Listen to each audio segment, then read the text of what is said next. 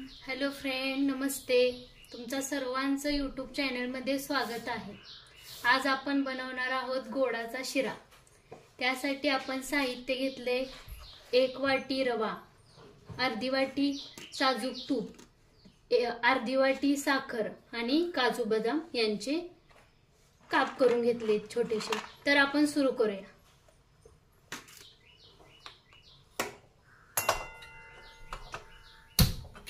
प्रथम आपण कढईमध्ये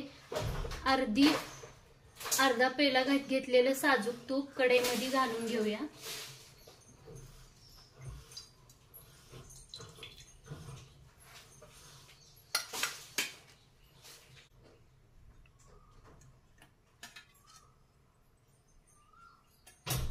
काजू बदाम याचे छोटेसे काप केलेले आहे ते प्रथम आपण तुपामध्ये छानसे परतून घेऊया.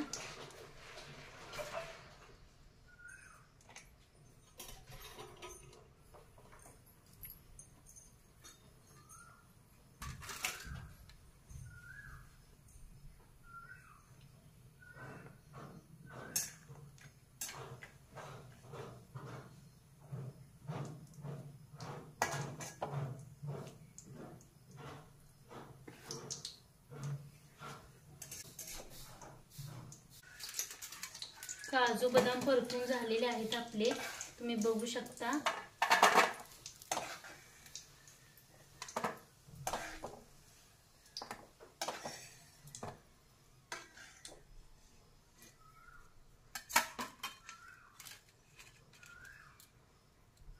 तर आपण अर्धी वाटी रवा घेतलेला आहे, तो आपण छानसा तुपामध्ये परतून घेऊया लाल होईपर्यंत.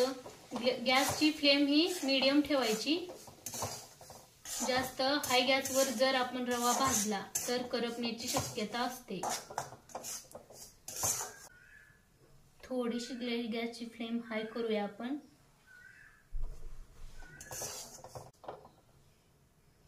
भाजत आलाय आपला रवा, वास यायला लागलाय खरपूस असायचा.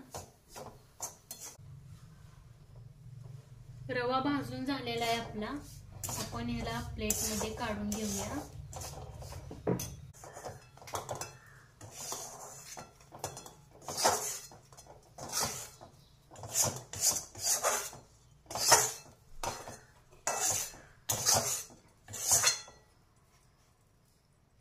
पाहू शकता तुम्ही, रवा आपला छान असा झालेला आहे भाजून. आता आपण त्याच कढईमध्ये पाणी गरम करायला ठेवणार आहोत.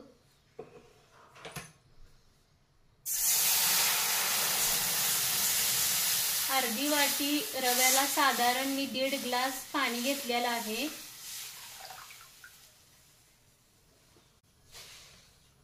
त्याचबरोबर अर्धी वाटी साखर घेतलेली आहे.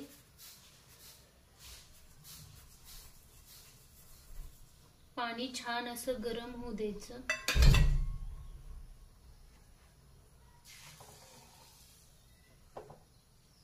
त्याला उकळी आल्यानंतरच आपण त्यामध्ये रवा घालून घ्यायचा आहे. गार पाण्यात जर आपण रवा घातला तर त्याची गुठळी होण्याची शक्यता जास्त असते.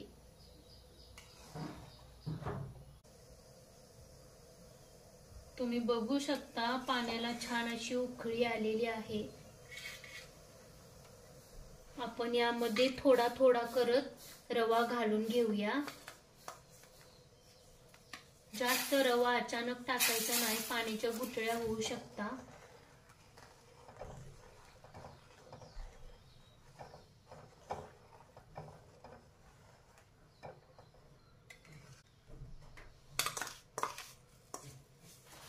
थोडा थोडा करत असा रवा घालून घ्यायचा आहे आणि कंटिन्यूस त्याला स्प्रेड करत राहायचं आहे. आपण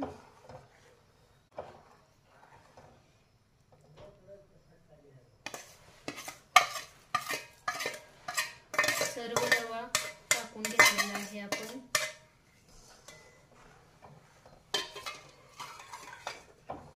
कंटिन्यूस आपण हलवत राहायचं आहे, नाहीतर गुठळी होऊ शकते.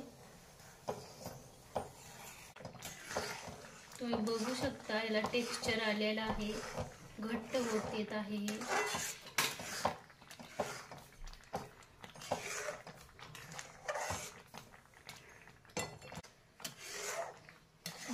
शकता तुम्ही, याचं घट्ट असं टेक्स्चर येत आहे, खूप छान अशी स्मेल येत आहे। आता आपण तुपामध्ये परतलेले काजू बदामचे काप घालून घेऊया।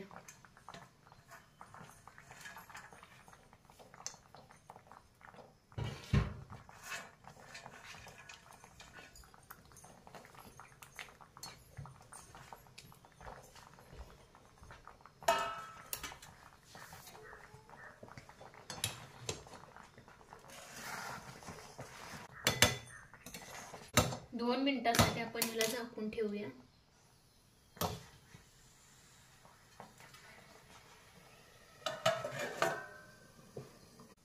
2 मिनिट झालेले आहे, आपण झाकण काढून घेऊया। हा खूप छान अशी स्मेल येते। तरी आपला गोडाचा शिरा बनवून तयार झालेला आहे, तुम्ही बघू शकता।